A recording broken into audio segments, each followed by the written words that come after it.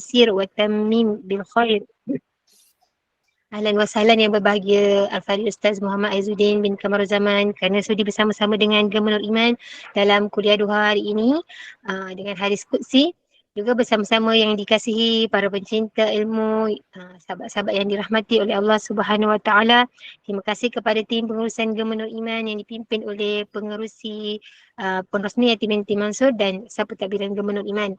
Jadi bagi memberkati kuliah kita pada pagi Jumaat yang barokah ini, marilah sama-sama kita membacakan umul kitab yang akan dipimpin oleh Al-Fadhil Ustaz untuk kita hadiahkan kepada baginda Rasulullah sallallahu alaihi wasallam, ahli keluarga baginda, para sahabat, para sadiqin, para syuhada, alim ulama, guru-guru kita, ahli keluarga kita serta muslimin dan muslimat sama ada yang masih hidup ataupun yang telah kembali ke rahmatullah. Isiril Fatihah. Bismillahirrahmanirrahim. Alhamdulillahi rabbil alamin. Arrahmanir rahim. Maliki yaumiddin. Iyyaka na'budu wa iyyaka nasta'in. Ihdinas siratal mustaqim. Siratal ladzina an'amta 'alaihim ghairil maghdubi 'alaihim waladdallin. Amin. Amin, amin ya rabbal alamin. Moga dengan istiqomahnya dan duduknya kita dalam halaqah ilmu, Allah kurniakan keberkatan, kurniakan kerahmatan, kurniakan kefahaman dan kebaikan. Saya dengan penuh ta'zim menyerahkan kepada Al-Fadhil Ustaz. Tafadhal mashkura. Bismillahirrahmanirrahim. Assalamualaikum warahmatullahi wabarakatuh. Alhamdulillahi rabbil alamin. Nahmaduhu wa nasta'inuhu wa nastaghfiruh wa na'udzu billahi min syururi anfusina wa min sayyiati a'malina. May yahdihillahu fala mudilla lahu wa may yudlil fala hadiya lahu. Asyhadu an la ilaha illallah wahdahu la syarika lah wa asyhadu anna Muhammadan abduhu wa rasuluh. Amma ba'd. Alhamdulillah, pertamanya kita syukur pada Allah Subhanahu Wa Taala di atas kesempatan yang Allah izinkan kepada kita pada pagi ini untuk kita bertemu dan berada dalam majlis ilmu. Moga-moga Allah Subhanahu Wa Taala melimpahkan kebaikan, kerahmatan, ketenangan dan juga keberkatan dalam kehidupan kita insya-Allah. Baik, untuk hari ini kita akan sambung lagi kitab hadis kursi. Dan untuk kali ini sepanjang Jun ini kita akan bincang berkaitan tentang hadis-hadis di dalam kitab Al-Hajj, kitab haji lah, sempena kita nak masuk ke bulan Zulhijjah. Okey. Baik, untuk hari ini kita akan baca hadis yang berada di muka surat 61. Saya tempoh hari saya terlepas pandang. Saya baca hadis yang kedua rupanya. Terlepas yang pertama. Jadi untuk minggu ni kita baca hadis yang pertama dalam kitab haji. Muka surat 61 lah kalau siapa yang ada kitab haji. Yang ada kitab hadis kursi. Okey. Saya tak baca matan hadis, saya terus baca terjemahan hadis sebab hadis ni agak sedikit panjang. Okey, kita akan bincang berkaitan tentang tata cara pelaksanaan ibadah haji lah yang seringkas boleh. Tak dapatlah nak bincang panjang lebar sebab mungkin dia akan mengambil masa lah. Okey, kita bincang yang ringkas, paling tidak kita fahamlah keutamaan, tata cara, kaifiat pelaksanaan ibadah haji. Dia antara ibadah kemuncak ibadah. Kemuncak ibadah tu maksudnya setelah kita dah selesaikan syahadah kita dah selesai dah pelaksanaan ibadah solat kita dah selesaikan ibadah puasa kita, zakat kita. Haji tu dia merangkumi semua rukun-rukun ibadah yang telah kita lakukan. Dia kemuncak lah. Sebab tu orang nak buat haji ni dia hanya seumur hidup sekali je, wajib tu, seumur hidup sekali. Sebab dia akan buat yang paling the best. Bagi contoh, kalau orang berkahwin, dia akan kata apa? Kalau kita kata, alah awak kahwin ala kadar je lah, makan nasi ayam cukup dah. Kan? Buat majlis yang kecil-kecil dah lah. Selalunya orang tak puas hati lah. Saya kahwin ni seumur hidup sekali je. Sudah tentulah saya nak kahwin yang paling best sekali. Mana ada orang niat kahwin 2 kali kan? Ada kala memang adalah Allah Ta'ala takdirkan dia kahwin 2 kali, 3 kali kan. Tapi semua orang hanya nak kalau boleh seumur hidup sekali je dia berkahwin. Dan dia panggil raja sehari. Dia akan buat sehabis baik untuk hari perkahwinan dia. Okay? Yang tak ada duit, cukupkan duit. Yang berisi nak kurus. Yang terlalu kurus nak berisi sikit. Macam-macam lah. Macam itulah Allah Ta'ala nak bagi orang yang buat ibadah haji. Kerana seumur hidup sekali ni Allah Ta'ala nak kita buat sungguh-sungguh. Bukan ala kadar sekadar saya dapat jemputan, sebulan lagi nak pergi haji, baru saya nak prepare. Baru nak pergi kursus haji lah, baru nak pergi belajar. Tak, kita kena prepare lebih awal. Okay, baik. Sekarang ni kita tengok hadis ni, hadis yang diriwayatkan oleh Ibnu Hibban tapi sanadnya lemah. Walaupun sanadnya lemah tetapi telah dikuatkan melalui hadis-hadis yang lain lah. Okay. Hadis daripada Abdullah bin Umar. Okay. Kalau ibu-ibu yang ada ataupun yang boleh salin, tolonglah salin, letakkan dekat ruangan komen ni supaya ibu-ibu yang lain boleh tengoklah terjemahan hadis yang saya bacakan inilah sebelum kita ulas satu persatu. Okay. Abdullah bin Umar meriwayatkan Nabi SAW telah berkata, ada seorang lelaki dalam kalangan Ansar telah datang kepada Nabi dan berkata maksudnya dia tanya pada Nabi SAW. Ada seorang lelaki daripada Madinah, orang Ansar, jumpa dengan Nabi dan dia bertanya, wahai Rasulullah, saya ingin bertanya beberapa kalimah kepada Tuhan. Dia kata, saya nak tanyalah beberapa nasihatlah kepada Tuhan ni. Maka kata Nabi SAW, duduk. Nabi SAW kata apa? Duduk. Jadi ada seorang lelaki daripada Sakif pula datang dan berkata, wahai Rasulullah, saya ingin bertanya beberapa kalimah kepada Tuhan. Baginda Nabi SAW bersabda, orang daripada Ansar ini telah mendahuluimu. Lantas orang Ansar tu pun berkata, sesungguhnya dia ialah orang asing dan sesungguhnya bagi orang asing itu terdapat hak, maka mulakanlah dengannya. Okay, alright. Okay. Kak Azrina kalau dapat type lah, tak dapat tak apalah. Okay. Panjang, tak erti nak cut off macam mana? Macam semua nak kena tulis. Okay. Kita dengar kot. Try Google kalau ada lah. Okay, boleh insyaAllah. Okay, baik. Hadis ni pertama, maksudnya ada dua orang datang jumpa Nabi. Seorang daripada orang Ansar, seorang lagi daripada Sakif. Orang Ansar ni orang Madinah. Nabi duduk mana? Nabi duduk Madinah. Kiranya orang kejiranan Nabi lah yang datang jumpa Nabi. Seorang lagi pula adalah daripada Bani Sakif. Bani Sakif ni daripada mana? Orang yang datang daripada Mekah, iaitu daripada Taif. Okey, jadi dia orang jauh datang ke kota Mekah, ke kota Madinah nak jumpa baginda Nabi SAW. Waktu orang Madinah ni datang jumpa Nabi, dia terus tanya. Dan Nabi kata apa? Duduklah, silakanlah duduk. Ini adalah berkaitan dengan adab dan juga akhlak lah. Nabi SAW meraihkan. Apa-apa pun duduklah, persilakan. Jangan kalut-kalut lah. Duduk dulu. Nak bertanya, tenang dululah. Nabi SAW meraihkan orang tu melalui akhlak dia. Adab baginda Nabi SAW. Silakan duduk. Bila dia dah duduk, datang orang Bani Sakif daripada Mekah tadi, dia pun nak tanya soalan pada Nabi SAW. Tapi Nabi jaga adab dia. Nabi kata apa? Yang sampai dulu tadi adalah orang Ansar. Jadi kalau boleh, biarlah orang Ansar yang tanya dulu. Tapi kata orang Ansar, tak apalah. Sebabkan dia ni orang jauh, bagi dia tanya dulu. Punyalah berakhlak para sahabat Nabi SAW. Punyalah berakhlak. Masing-masing ada soalan yang penting untuk ditanyakan. Tapi masing-masing mendahulukan akhlak daripada apa yang mereka inginkan. Okay. Dalam hal ibadah, ibu-ibu tengok ni bezanya. Dalam hal ibadah, kita diajar untuk bersegera. Solat bersegera. Berbuka bersegera. Bersedekah bersegera. Fastabiqul khairat. Allah kata apa? Berlumba-lumba buat kebaikan. Tapi dalam bentuk kehidupan bermasyarakat, kita diajar untuk mengakhirkan. Dalam hal ibadah, kita diajar untuk mengawalkan. Taubat pun bersegera. Tapi dalam hal kemanusiaan, kemasyarakatan, kita diajar untuk mengakhirkan. Iaitu dengan cara mendahulukan orang lain. Ni kita terbalik tuan-tuan hari ni. Bab taubat, tangguh. Bab sedekah, tangguh. Bab solat, tangguh. Bab ibadah, tangguh. Tapi kalau datang ke duit kendera, dia yang paling depan ambil makanan. Dia lah yang paling berebut. Dia lah yang paling tu. Sedangkan dalam hal ibadah, kita kena segera.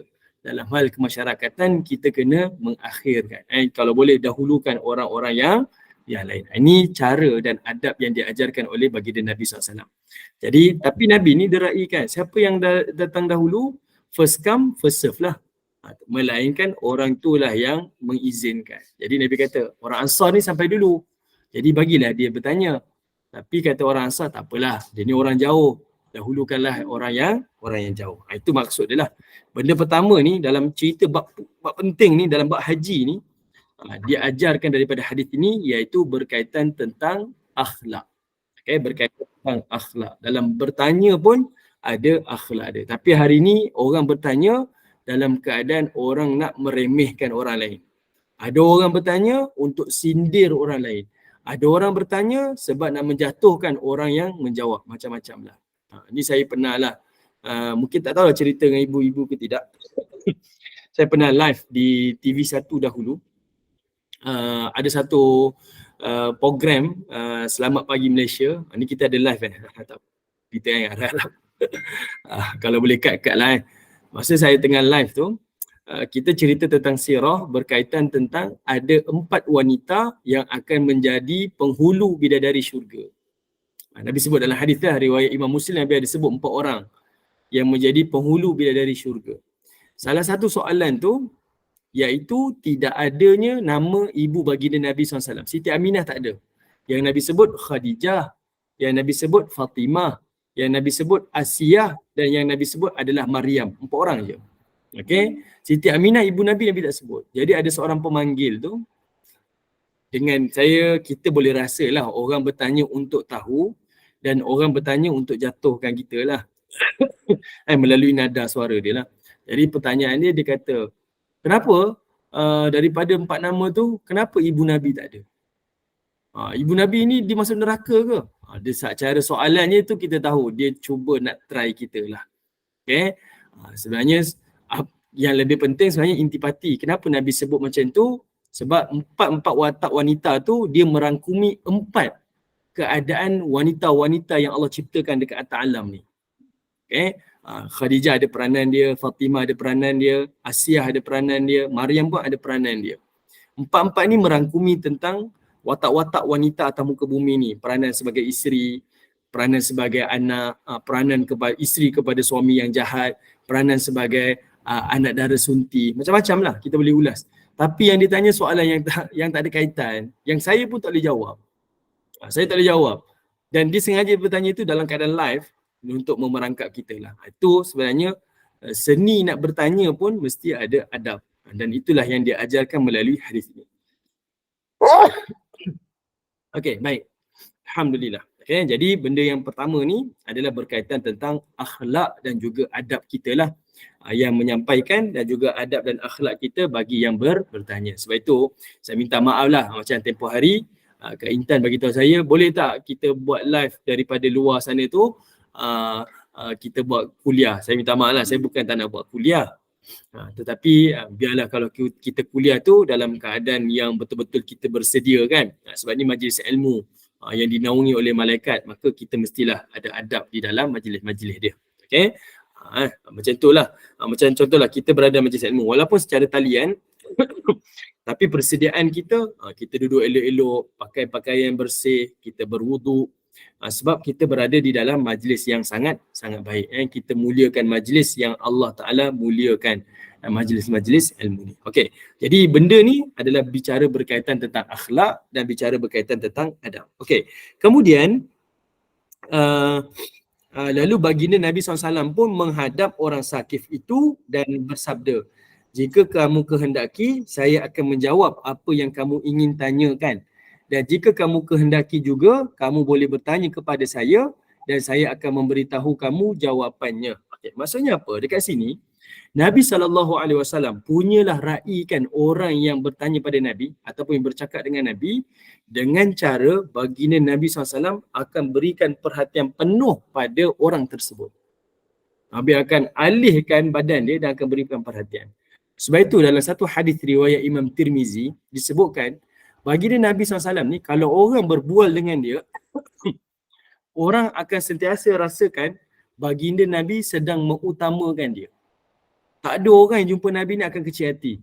Alah, saya jumpa dengan baginda Nabi ni, Nabi tak layan saya lah. Tak ada. Semua orang yang jumpa dengan Nabi walaupun ramai-ramai, semuanya rasa yang baginda Nabi SAW ni sedang meraihkan masing-masing. Punyalah hebat yang baginda Nabi SAW ni macam mana dia entertain semua orang ni, saya tak tahulah macam mana, tapi gaya baginda Nabi SAW ni semua orang rasa yang baginda Nabi ni tengah berinteraksi dengan mereka secara personal walaupun datang tu secara ramai-ramai. Ini satu ilmu lah yang kita kena belajar daripada baginda Nabi SAW supaya tidak ada orang jumpa dengan kita, susahlah jumpa dia ni.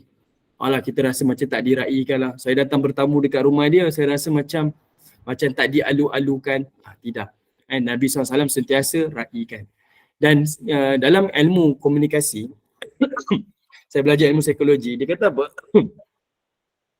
Sebenarnya manusia ni masalah dia adalah dari sudut komunikasi.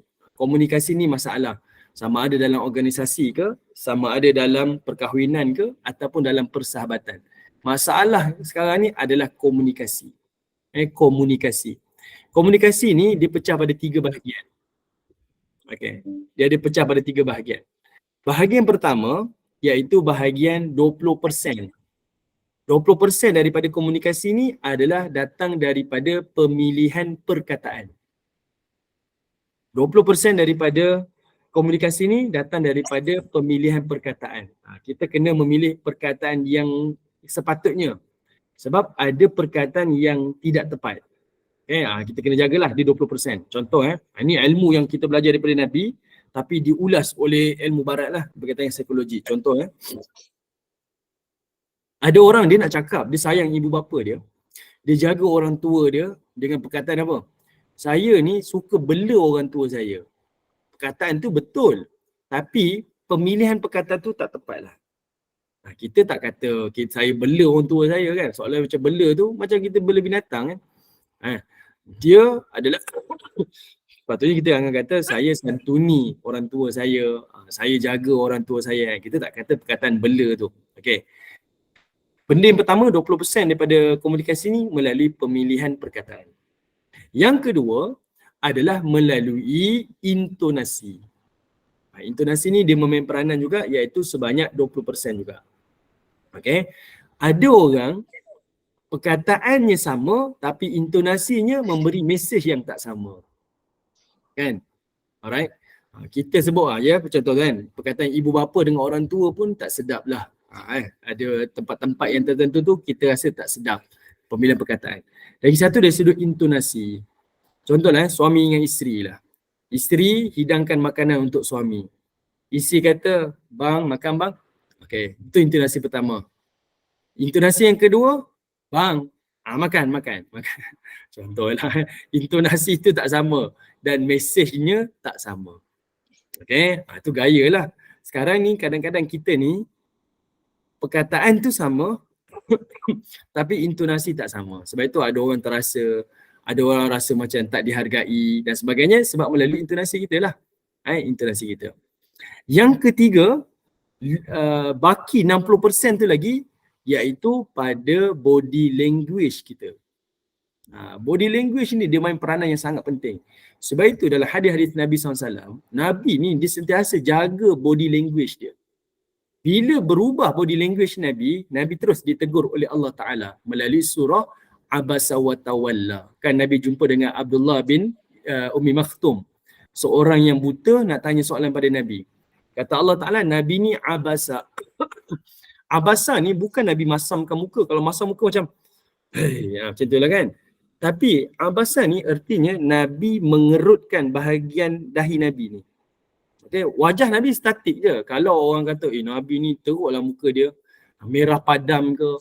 Tak. Abasa tu adalah Nabi ni dia bahagian dahi je dia bergerak. Okay, itu namanya abasa. Bukan masamkan muka tapi dia macam menunjukkan situasi yang tak senang tapi yang berubah pada dahi Nabi. Terus Allah Ta'ala terus Allah Ta'ala tegur Nabi SAW. Sedangkan Nabi bercakap dengan orang buta kan.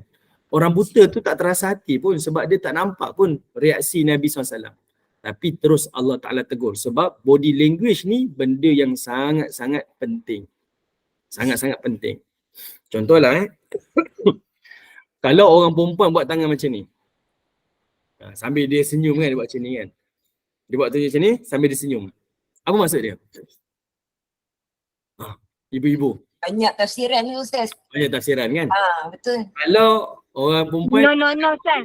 apa? No. No. No. Tu pun boleh Okay. jadi nak tarik perhatian Yang Kak dia. Intan ni betul lah. Kalau orang perempuan sambil senyum dia buat macam ni, dia nakal lah. Nakal. Okay. Tapi kalau dia senyum, kalau dia biasa, seorang isteri pada suami ni dia buat macam ni, dia muka serius lah tapi buat macam ni, maksudnya tidak lah kan. Tapi kalau dia buat macam ni, sambil Awas. gerak jari dia, Awas. awas. Nampak tak? Body language ni, dia memberi mesej yang paling jelas. Okay. Nabi SAW, sebab itu bila dia berinteraksi, dan antara akhlak bagi Nabi SAW ni, Nabi akan toleh badan dia, beri perhatian dan dia akan bercakap terus dengan orang yang dia berhubung. Sebab body language ni lah yang akan memberikan kesan yang sangat mendalam pada komunikasi. Minta maaf lah, ni saya detail-detailkanlah sikit hadis ni Kak Intan siap ya, siap. Orang rumah kalau angkat satu jari okey lagi. Kalau dia dah goyang-goyang jari dia, hati-hatilah, awas. Okay, ni body language penting. Tapi hari ni orang communicate melalui WhatsApp, jadi orang selalu salah faham. Saya sendiri pun, kadang saya tulis tu dalam keadaan kita tengah drive, kadang kita tengah ada apa, yelah benda yang kita macam urusan tengah buat, jadi orang salah faham. Marah ke? Saya tak marah, minta maaf lah kalau rasa saya ni marah. Saya tak marah, saya tengah, sebab kan menulis di WhatsApp ni tak berbunyi kan, tak ada intonasi. Jadi buatkan orang macam-macam reaksi lah pada ucapan-ucapan kita lah. Okay? Bila kita tulis di WhatsApp tu ada banyak smiley, orang kata gatal pula. Tak habis-habis smiley kan, tak habis-habis ketawa pula, macam-macam. Sedangkan kita nak tunjukkan reaksi yang kita ni tengah santai kan. Itulah kesan reaksi. Jadi kita belajar daripada Nabi ni, pertama tadi berakhlak, beradab. Yang kedua dari sudut Nabi SAW ni, dia sangat menjaga body language dia. Okay? Dia memberikan perhatian. Cuba bayangkan, selalunya orang yang bertanya yang akan berikan sepenuh perhatian pada orang yang ditanya. Betul tak?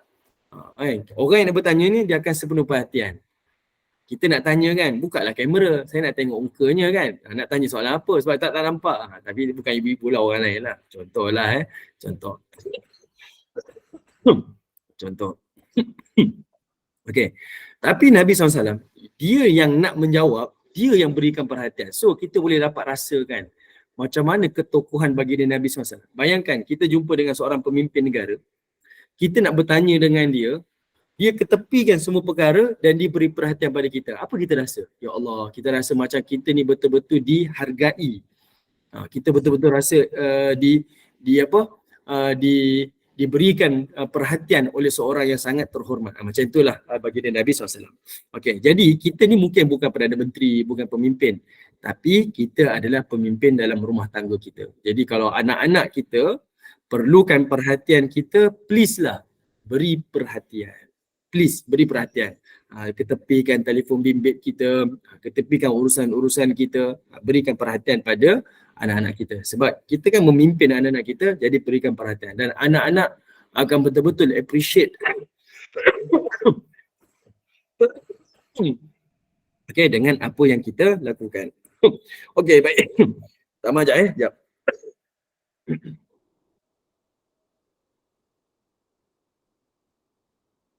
Okey, baik. Kemudian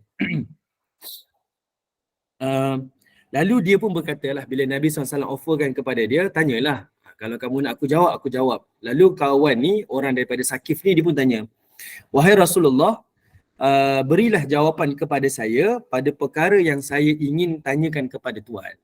Okey, tolonglah jawab apa yang saya nak tanya ni. Nabi SAW berkata, kamu datang untuk bertanya tentang rukuk, sujud, solat dan puasa. Maksudnya dari sudut hal-hal yang paling asas lah rukun Islam. Lalu dia pun menjawab, tidak, bukan. Demi Allah yang mengutuskanmu dengan kebenaran, Tuhan tidak pernah tersilap pada perkara yang berada dalam diri saya. Baginda pun bersabda, apabila kamu rukuk, letakkanlah kedua-dua tapak tanganmu di atas kedua-dua lututmu. Kemudian renggangkanlah di antara jari-jarimu. Selepas itu berdirilah sehingga setiap anggota berada pada tempatnya.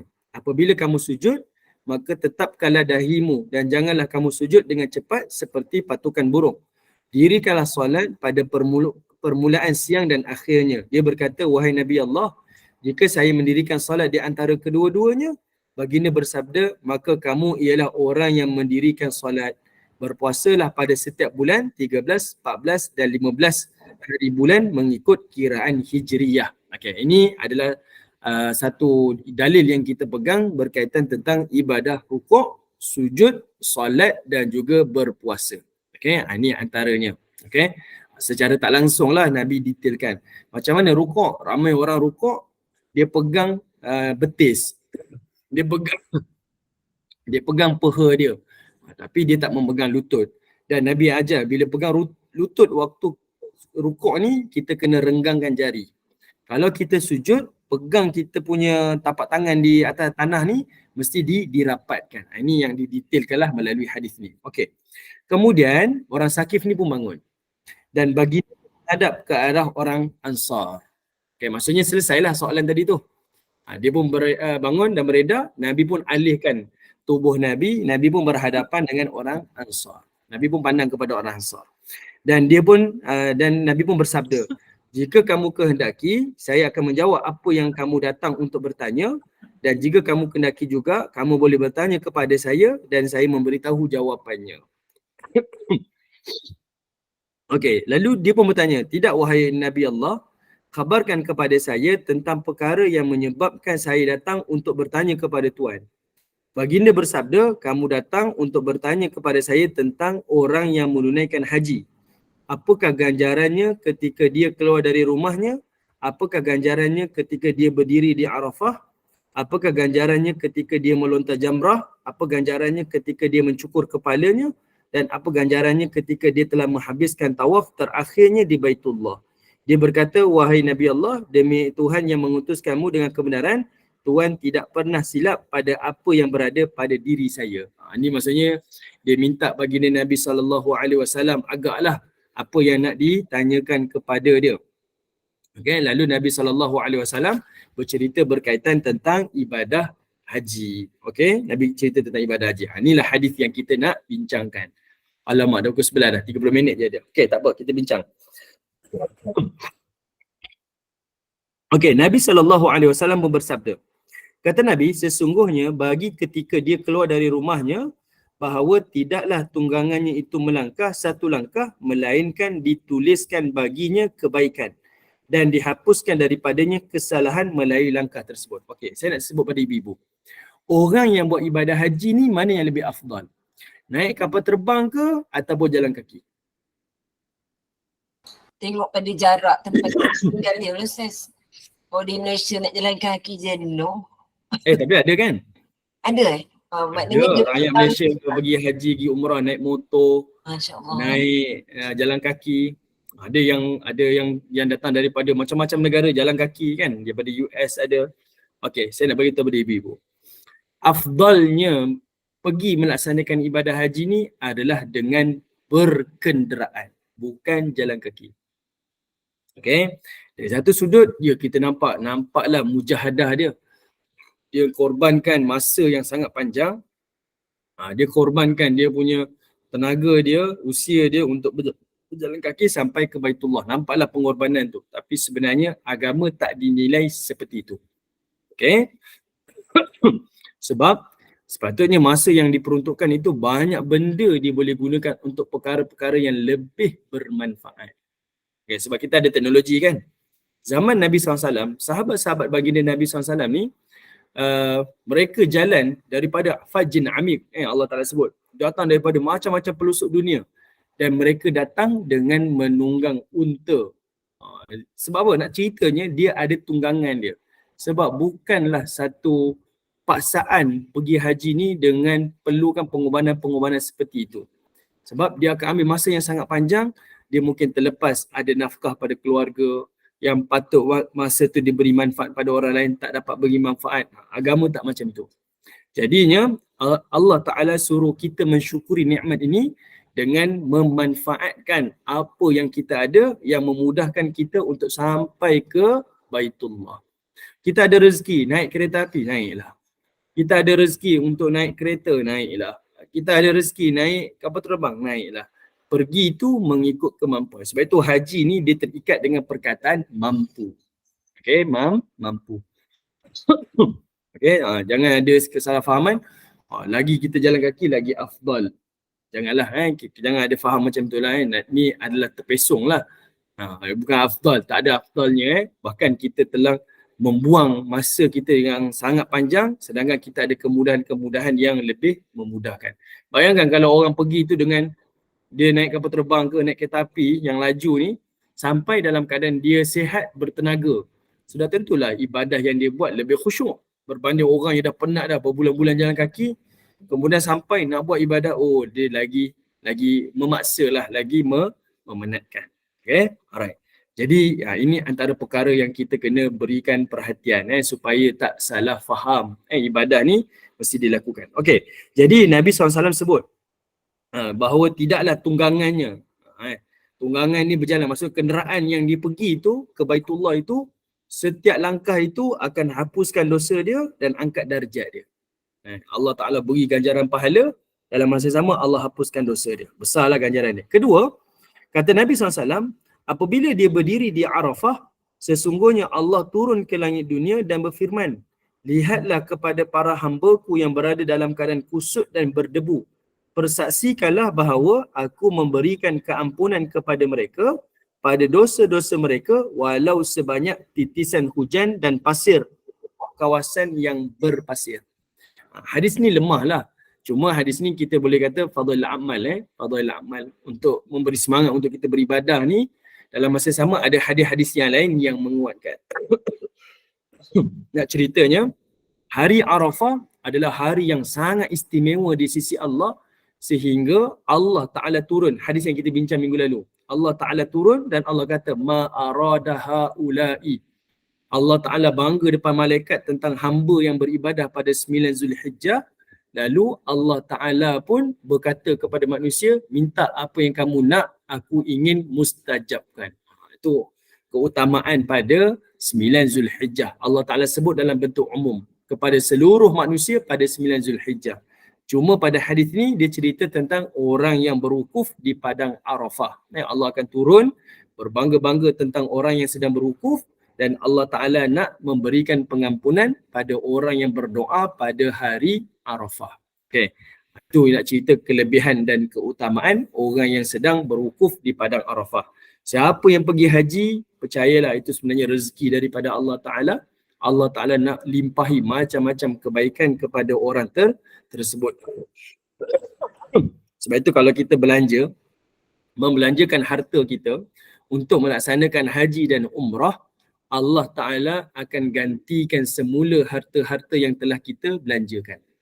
Dalam satu hadis yang lain, Nabi menyebutkan Allah berfirman, kata Allah Ta'ala, ya bani Adam, wahai manusia, anfik unfik. Kamu keluarkan harta kamu di jalan aku yang akan bayar harta kamu semula. Akulah yang akan gantikan semula harta kamu semula.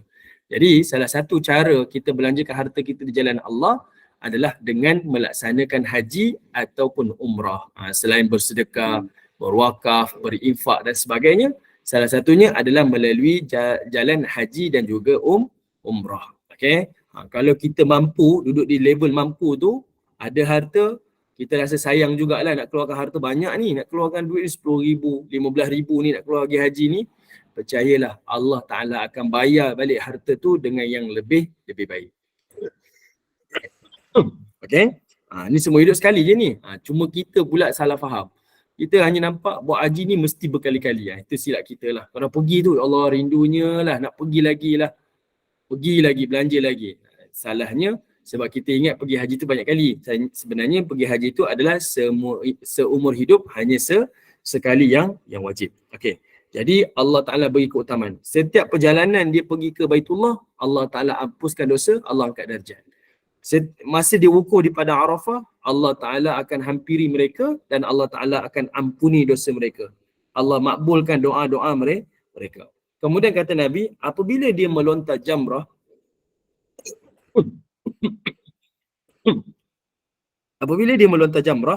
seorang pun tidak mengetahui ganjarannya sehinggalah dia disempurnakan pada hari kiamat. Ini maksudnya, Orang yang pergi melontar jamrah tak ditahu ganjaran dia, melainkan ganjaran tu Allah Ta'ala akan bagi tahu di hari akhirat. Surprise lah dia punya ganjaran dia. Ni kita tak tahu. Nabi pun tak sebut pun apa ganjaran pergi melontar jamrah. Nabi tak sebut pun. Melainkan tiba hari akhirat nanti Allah Ta'ala akan zahirkan ganjaran orang yang Saya pergi. tak jelas lah Ustaz. Tak dengar? Saya tak jelas. Okey, maksudnya? Keluar dulu masuk kemudian. Ya, okey. Okey. Baik. Suara saya jelas kan? Semua dengar ke? Clear Ustaz. Alhamdulillah. Jelas Ustaz. Sangkut. Jelas Ustaz. Clear. Ada tempat-tempatnya juga. Ada yang angin tengah kencang sekarang kata. Ada Cuaca TV tak boleh tengok lagi. Okey. TV pun tak boleh dah. Okey, kalau tak jelas, mungkin ibu-ibu tolong komen kat bawah tu, mintalah dia keluar, nanti dia masuk balik lah Okey. Alright, jadinya untuk orang yang melontar jamrah ni, dia tak sebutkan ganjaran khusus. Nabi kata ganjaran tu surprise lah di hari akhirat. Di hari akhirat barulah Allah Ta'ala akan zahirkan macam mana ganjaran pahala untuk orang yang melontar jamrah. Okey. Maksudnya ganjaran yang kita tak boleh bayangkan lah, tak boleh diukur, dan dia adalah ganjaran yang special. Okey, soalan daripada Kak Intan. Amal soleh dan ibadah pada 10 hari awal Zulhijjah melebihi jihad ke pahalanya? Jawapannya ya. Yang ini kita bincang pada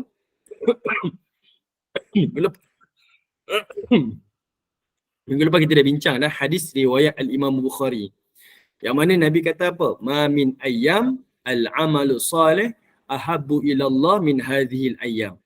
Tidak ada hari yang paling Allah cintai amal soleh hambanya melainkan pada 10 hari awal Zulhijjah. Sahabat Nabi ni dia tak puas hati, dia nak double confirm. Betul ke 10 hari awal Zulhijjah ni amal solehnya paling dicintai? Jadi sahabat Nabi tanya, ya Rasulullah, wala jihad fi sabilillah. Wahai Rasulullah, macam mana dengan orang yang berjihad? Nabi pun kata, wala jihad fi sabilillah. Sekalipun dia berjihad, orang yang beribadah pada 10 hari awal Zulhijjah tu lebih Allah cintai daripada orang yang keluar berjihad. Lebih. Ini nak cerita kelebihan dan keutamaan 10 hari awal Zulhijjah. Okay, lebih daripada orang yang keluar berjihad. Ingatkan amalan haji. Tak, dia bukan untuk amalan haji. Dia adalah umum kepada seluruh manusia. Okay, jadi kita akan masuk 1 Zulhijjah ni lebih kurang mungkin dalam 20 hari bulan Jun ni. Jadi rebutlah peluang ni, buat apa-apa amal soleh dalam bentuk umum mengikut kemampuan kita. Mampu baca Quran, bacalah. Mampu kita bersedekah, sedekahlah. Mampu puasa, puasalah. Kita nak ziarah orang tua, nak hubungi orang tua, semua yang kita anggap niatkan sebagai ibadah, semuanya Allah Ta'ala akan cintai. And tak khusus untuk jemaah haji, tapi dia adalah untuk semua kaum muslimin. Sama ada dia pergi haji ataupun tak pergi haji. Dan Nabi SAW sebutkan, kedudukan orang yang beribadah pada 10 awal Zulhijjah ni, dia punya level dia, kata Nabi SAW, iaitu sekalipun dia keluar jihad, jihad tu Allah Ta'ala lebih cintai orang yang beribadah pada 10 awal Zulhijjah. Melainkan, kata Nabi, rajulun kharaja binafsi wa mali falam yarji' dhalika bisyai'. Melainkan, orang yang pergi jihad tu, dia bawa harta, dia bawa nyawa dia. Tamat dia berjihad, hartanya dirampas oleh musuh dan dia syahid dalam peperangan. Barulah jihad itu Allah cintai seperti mana Allah mencintai amal ibadah pada 10 awal Zulhijjah. Ini kelebihan lah yang Allah Ta'ala letakkan pada 10 awal Zulhijjah. Okey, baik, ibu-ibu dan rahmatullahi Allah. Jadinya, nak cerita pasal hari wukuf tadi tu. Orang yang berwukuf, Allah kata apa? Allah akan berikan pengampunan, Allah makbulkan hajat dia dan Allah berbangga-bangga dengan dia. Ada satu hadis riwayat Al-Bukhari, ada seorang Yahudi ni dia cakap dengan Omar. Dia kata, ya Amirul Mukminin, wahai Amirul Mukminin. Ada satu ayat yang Allah Ta'ala turunkan kepada kamu di dalam Al-Quran. Sekiranya ayat itu turun di dalam kitab Taurat, kami Bani Israel akan jadikan ia sebagai hari raya. Ini sebutlah riwayat Bukhari cerita tentang ada seorang Yahudi tanya pada Nabi. Tanya pada Umar Khattab. Lalu Umar tanya pada dia, ayat apa yang Allah turunkan yang kalau turun kepada kamu, kamu jadikan sebagai hari raya? Dia kata, iaitu Allah turun melalui surah Al-Ma'idah ayat yang ketiga.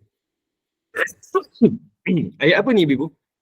Iaitu pada ayat al-yawma akmaltu lakum dinakum wa atmamtu ni'mati wa raditu lakumul Islam. Kan Allah Ta'ala sebut, hari ini aku sempurnakan kepada kamu agama kamu dan aku sempurnakan nikmat aku dan aku redha kepada kamu dengan agama Islam. Hari itu Allah declare Islam adalah agama yang Allah redai dan agama yang Allah sempurnakan. Kata Yahudi ni, kalaulah Allah turun ayat itu pada kami jadikan hari itu sebagai hari raya. Kata Abdullah bin Abbas, ayat itu Allah turunkan pada hari Arafah ketika Nabi Hajjatul Wada'. Dan kata Abdullah bin Abbas, dia diturunkan pada satu hari yang ada dua hari raya. Iaitu, dia turun pada hari Arafah dan hari Arafah tu kebetulan jatuhnya pada hari Jumaat. Hari Jumaat kan hari raya mingguan. Kemudian hari Arafah tu kan adalah hari raya. Jadi dia kata, itulah hari yang Allah Ta'ala muliakan, nak tunjuk mulianya hari Arafah tu, Allah turunkan satu ayat yang paling besar lah. Hari yang Allah declare, hari yang sangat agung di sisi Allah Subhanahu Wa Ta'ala. Islam tu Allah Ta'ala redai dan Allah Ta'ala sempurnakan. Okay, jelas ibu-ibu? Boleh? Surah apa? Okay. Ayat tu dia riwayat Al-Imam Bukhari. Soalan tu ditanyakan kepada Umar Khattab, ada seorang Yahudi. Dan Yahudi tu kata apa? Ayat itu adalah merujuk pada surah Al-Ma'idah ayat ketiga. Surah Al-Ma'idah ayat yang ketiga. Okey, kemudian.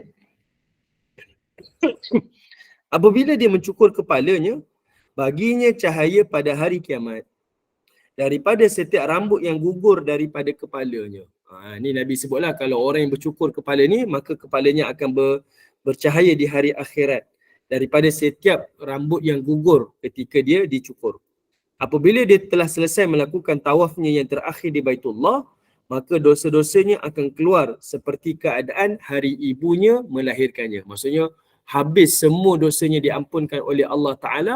Allah bahkan memberikan ganjaran haji mabrur yang ganjarannya adalah syurga Allah. Ini cerita keutamaan lah untuk orang yang buat ibadah haji. Okey, silakan. Ustaz, dalam kitab ensiklopedia Perang Rasulullah ada di muka surat 244 bahasa ayat peristiwa surah Al-Ma'idah yang Ustaz cakap tadi tu. Oh ya, ada ya. Right. Ada. Dan muka surat apa tadi? 244. 243 tu teks khutbah wada' tu. Sebelah dia 244 yang Ustaz cakap tu kan surah Al-Ma'idah. Betul. Betul Ustaz? Okey, ayat itu, tetapi yang ni dia cerita tentang penurunan lah surah tu. Penurunan surah tu yang mana Umar menangis kan? Umar menangis. Okey, yang mana Umar dan Abu Bakar dia menangis bila dengar ayat ni diturunkan kepada Nabi SAW. Bila ditanyakan kenapa menangis ayat ni diturunkan, sedangkan kita rasa gembira lah sebab Allah Ta'ala declare Islam ni dah agama yang sempurna untuk umat manusia ni. Lalu mereka kata apa? Bila ajaran agama ni dah disempurnakan, maka berarti utusannya telah habis tanggungjawab lah. Dah habis lah kerja utusannya.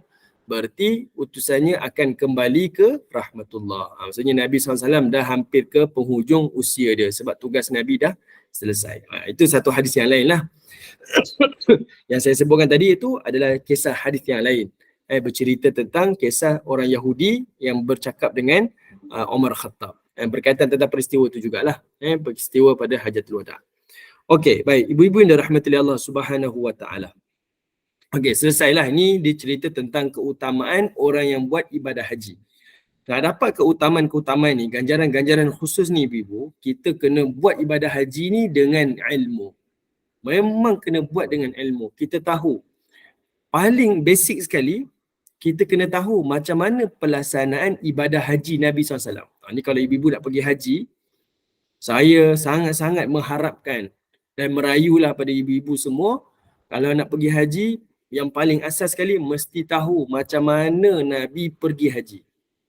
Macam mana Nabi melaksanakan ibadah haji. Yang ni nanti kita akan jumpa kisah Hajatul Wada' ni. Nanti kita akan bincanglah detail. Tapi boleh juga kita share pada hari ni. Macam mana Nabi pergi haji? Berapa hari bulan Nabi bertolak? Apa peristiwa-peristiwa yang berlaku dalam sepanjang haji Nabi tu? Semuanya menjadi hukum kepada kita pada hari ini. Ini paling asas sekali. Kita mesti kena tahu. Yang kedua, kita kena tahulah dari sudut hukum hakam berkaitan dengan ibadah haji.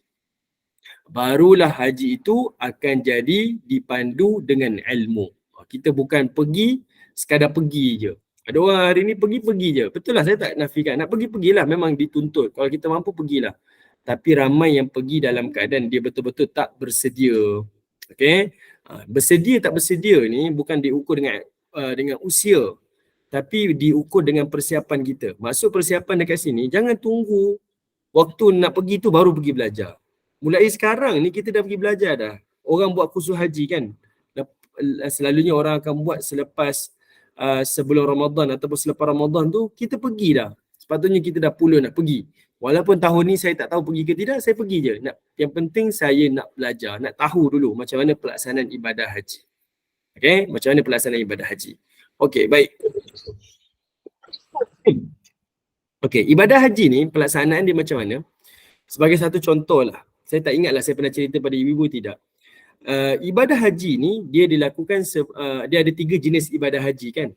Kita kata haji tamattu', kita kata haji kiran dan kita kata haji ifrad.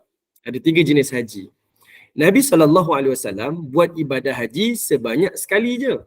Iaitu setahun.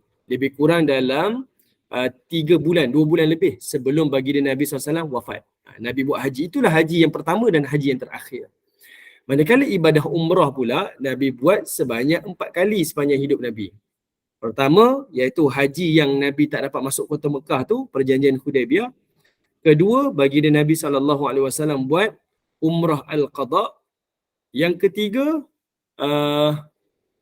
empat tu saya tak ingat. Ada satu peristiwa yang Nabi buat. Ada 2 lagi Nabi buat. Nabi buat umrah ni sebanyak 4 kali. Saya tak ingat lah. Ada 4 kali Nabi SAW buat ibadah umrah. Okay, 4 kali umrah dan Nabi buat haji hanya sekali. Okay, jadinya yang ketiga tu Nabi buat masa manasik haji, minta maaf, masa haji. Nabi buat masa peristiwa perang Hunain. Balik daripada perang Hunain tu dengan perang Taif, Nabi miqat dekat Ji'ranah tu. Dan yang keempatnya iaitu baginda Nabi SAW buat pada haji, musim haji, Hajatul Wada' tu Nabi buat sekali dengan umrah. Ini 4 haji yang Nabi SAW buat. Okay, Nabi buat haji hanya sekali saja. Okay, Nabi buat sekali. Okay, Nabi buat haji sekali, tapi kita ada 3 jenis haji. Mana datang 3 jenis haji ni? Nabi buat haji yang mana satu ibu-ibu? Haji kiran ke, haji ifrad ke, haji tamattu'? Haji kirannya Ustaz. Okay. Saya rasa saya pernah sebut kot. Ustaz pernah beritahu yang tu. Nabi SAW antara 3 haji ni Nabi buat haji kiran. Okay, Nabi buat haji kiran. Okay. Habis mana datang pula haji tamattu' dan haji ifrad ni? Dia datang melalui pelaksanaan para sahabat Nabi. Rombongan haji Nabi ni sekali je. Tapi daripada rombongan ini yang ramai ni, ratus ribu pergi haji ni, ada 3 jenis haji yang mereka buat secara serentak. Dan Nabi SAW setuju melalui Nabi punya maksudnya Nabi buat bersama dengan Nabi tu, Nabi setujulah. Nabi redai lah apa yang mereka lakukan tu mematuhi pada hukum syarak. Okey, kita tengok satu-satu. Masa Nabi SAW sampai ke Zulhulaifah di Bir Ali di kota Madinah ni, Nabi keluar daripada kota Mekah, kota Madinah, tanah haram. Nabi sampai di Zulhulaifah, Nabi terus miqat. Jibril yang turun pada Nabi, dia ajar pada Nabi supaya berniat haji berserta umrah. Buat haji sekali dengan umrah. Maka sebab itulah hajinya dinama sebagai haji kiran. Haji kiran ni dia datang daripada perkataan qarin. Qarin ni Hajatul Wada'. Qarin ni kan kita kata setiap orang ada qarin dia, ada pendamping dia. Okey. Jadi perkataan qarin tu lah datangnya perkataan kiran. Kiran tu artinya haji berkembar. Haji dan umrah tu dibuat secara serentak. Kenapa Nabi buat haji kiran ni? Sebab pada zaman Nabi tu kepercayaan orang Arab, mereka kalau masuk Zulhijjah, mereka tak dibenarkan buat ibadah haji. Minta maaf, dia tak dibenarkan buat ibadah umrah. Mereka hanya boleh buat ibadah haji saja. Maksudnya Masuk Zulhijjah, umrah dibatalkan. Hanya haji saja dibuat. Jadi Nabi SAW ni, dia tunjukkan syariat yang Allah izinkan, tidak. Umrah ni boleh dibuat sepanjang waktu. Okay, umrah ni boleh dibuat sepanjang waktu. Jadinya Nabi niat haji bersama dengan Nabi punya umrah. Okay, maka disebutlah sebagai haji kiran. Haji ifrad pula, ifrad ni datang daripada perkataan farid kan. Farid ni atau ifrad ni artinya tunggal. Artinya orang ni buat haji tanpa umrah. Ini haji ifrad. Okay, haji ifrad ni dia buat haji tanpa umrah. Jadi kebanyakan sahabat Nabi pada waktu itu mereka melaksanakan haji ifrad. Haji ifrad sebab mereka masih lagi dengan doktrin zaman mereka tu, orang Arab zaman tu, musim haji hanya buat haji je, tak boleh buat umrah. Buat haji je, umrah tak boleh buat. Jadi mereka hanya melaksanakan haji. Maka mereka tu digelar haji ifrad. Haji ifrad. Jadi Nabi datang, Nabi buat haji kiran. Nabi buat haji serentak dengan umrah. Jadi ada separuh daripada para sahabat Nabi ikut Nabi. Mereka pun buat haji kiran. Ada sebahagian sahabat Nabi ni buat haji kiran. Sebab Nabi buat, maka mereka buat. Sebahagian yang lain, mungkin dia tak perasan ke, tak dengar ke, mereka berniat dengan niat haji ifrad. Kemudian Nabi pun bertolak. Okey, daripada Zulhulaifah sampailah nak sampai ke Zutua. Zutua ni adalah satu tempat yang berhampiran dengan Masjid Tan'im.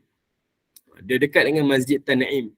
Masjid Tan'im ni kita tahu ni adalah tempat miqat yang paling hampir dengan Masjidil Haram.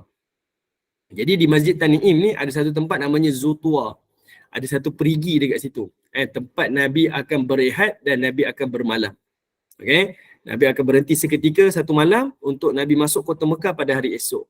Yang ini saya pernah pesan pada ibu-ibu kan, kalau ibu-ibu pergi umrah ke, pergi haji ke, masuk kota Mekah jangan gesa-gesa nak selesaikan umrah ataupun haji. Rehat dulu, mandi dulu sebab ia adalah sebahagian daripada sunnah Nabi. Kita nak badan kita rasa segar, hilang mengantuk, hilang penat, dan kita nak buat umrah tu dalam betul-betul, dalam keadaan kita betul-betul khusyuk. Kita nak buat umrah tu dalam keadaan kita betul-betul rasa khusyuk. Tapi biasalah, kita ni pergi dalam keadaan excited kan. Masuk-masuk sampai di Mekah, terus masuk, kita nak pergi tolak jamaah. Saya tak nafikan, betul lah. Tapi antara salah satu daripada sunnah Nabi ni, Nabi sampai ke Mekah ya, Nabi sampai sikit kat Zutua, ada satu perigi, Nabi mandi dulu dan Nabi bermalam satu malam. Tujuannya Nabi untuk Nabi dapat kesegaran tubuh badan. Bayangkan Nabi berjalan jauh ni. Dengan ramai-ramai jemaah yang Nabi kena bawa ni. Jadi Nabi bermalam, Nabi berehat terlebih dahulu. Okay, dekat Zutua tu. Masa dekat Zutua tu, Nabi SAW pesan pada sahabat Nabi. Nabi kata apa? Aku lebih suka, lebih galakkan kepada sahabat-sahabat ni untuk buat umrah terlebih dahulu. Nabi suruh sahabat Nabi ni niat umrah dahulu. Niat umrah, lalu baru buat niat haji. Sebab Nabi tolak daripada Madinah pada 25 Zulkaadah. Okay, maksudnya Nabi sampai tu awal lagi lah. Belum masuk lagi kepada hari Tarwiyah, 8 Zulhijjah, tak masuk lagi. Jadi Nabi ada masa kat kota Mekah ni, Nabi kata apa? Sahabat-sahabat Nabi ni, kalau yang sampai awal ni, Nabi ajar pada mereka niat umrah dahulu. Masuk umrah dengan niat umrah dahulu. Jadi Nabi kata apa? Siapa yang bawa tunggangan dan tunggangannya itu untuk dikorbankan, maka masuklah kota Mekah dengan niat umrah. Nabi suruh. Dan kat situlah ada sebahagian Nabi yang bawa tunggangan untuk dikorbankan, mereka berniat umrah dan mereka diniatkan dengan umrah dengan haji tamattu. Haji tamattu.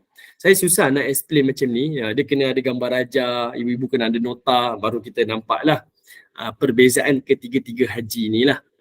Haji tamattu. Haji tamattu ni maksudnya, ini haji yang selalu orang Malaysia buat lah.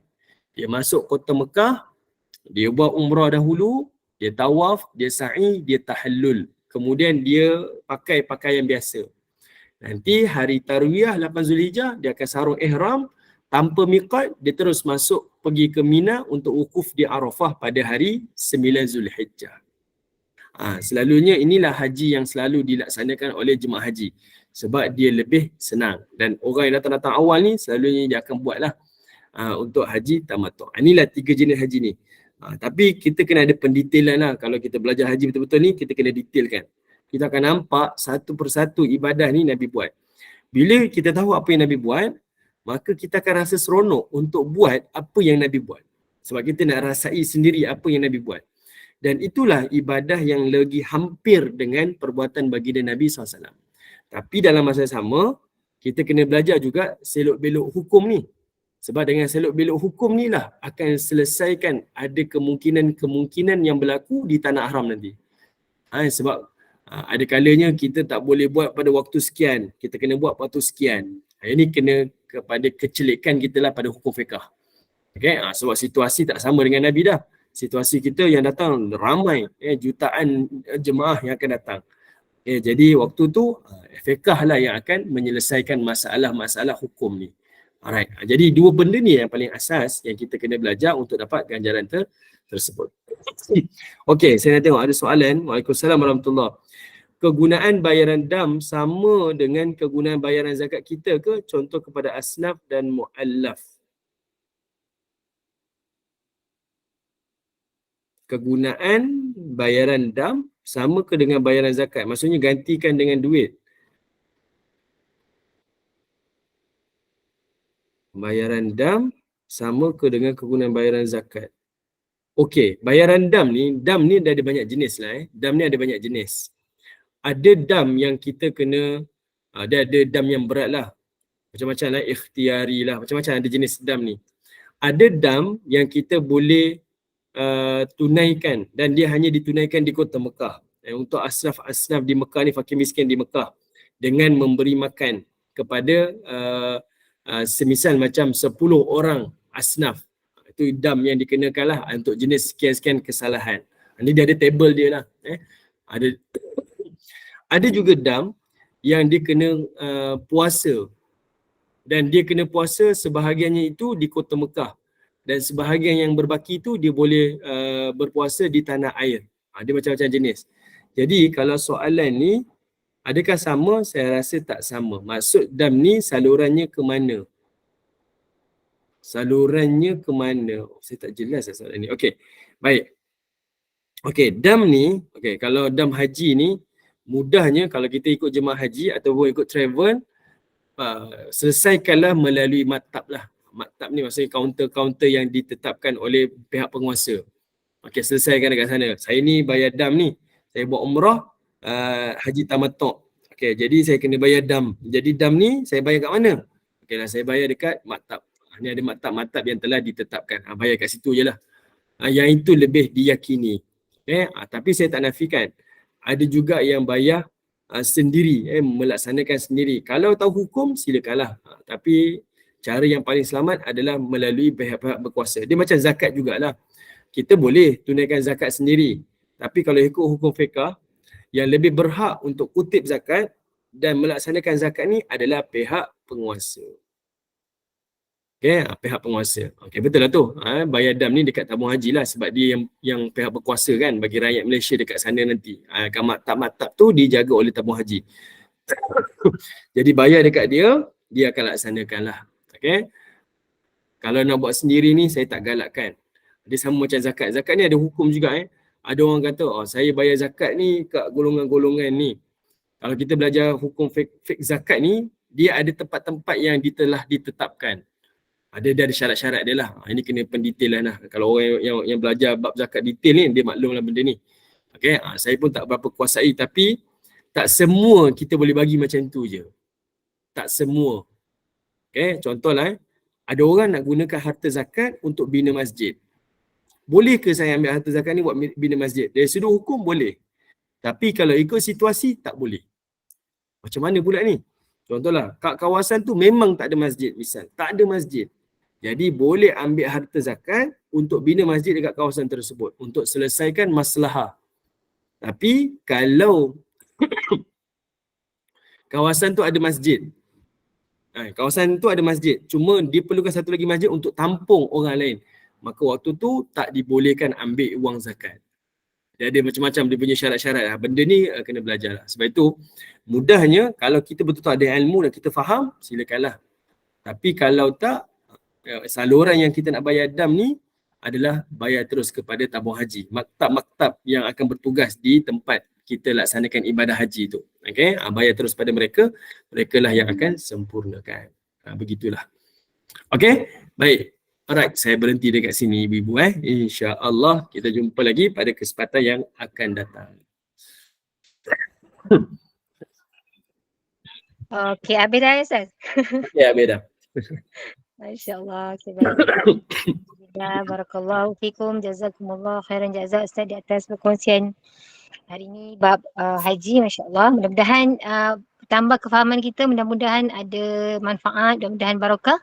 Dan Allah kurniakan limpahan rahmat kepada kita. Terima kasih kepada tim Gemenur Iman, sahabat-sahabat pencinta ilmu yang mengimarahkan kuliah duha kita. Sikit je hebat Ustaz. Petang ini kuliah asal 5.15 bersama dengan Al-Fadhil Ustaz Muhammad Zukri bin Abdul Jalil dengan Qalbun Salim. Dan kuliah-kuliah seterusnya nanti boleh rujuk di grup Gemenur Iman masing-masing. Okay. Dengan ini saya mewakili Gemenur Iman memohon maaf sekiranya ada sebarang kekurangan dan kesilapan. Yang baik itu datang daripada Allah, yang tidak baik dan kelemahan itu daripada kami sendiri. Sebagai menutup majlis, mohon sekali lagi Al-Fadhil Ustaz untuk membacakan tasbih kafarah dan surat Ta'a. Saya sudahi dengan wabillahi taufiq wa hidayah. Wassalamualaikum warahmatullahi wabarakatuh. Bismillahirrahmanirrahim. Subhanallah wa bihamdi, subhanakallah wa bihamdika, asyhadu an la ilaha illa anta wa astaghfiruka wa atubu ilaik. Subhana rabbika rabbil izzati amma yasifun wa salamun alal mursalin walhamdulillahi rabbil alamin. Wal asr innal insana lafi khusr illa alladhina amanu wa amilus salihat wa tawassaw bil haqq wa tawassaw bis sabr walhamdulillahi rabbil alamin. Terima kasih semua. Assalamualaikum warahmatullahi wabarakatuh. Waalaikumsalam.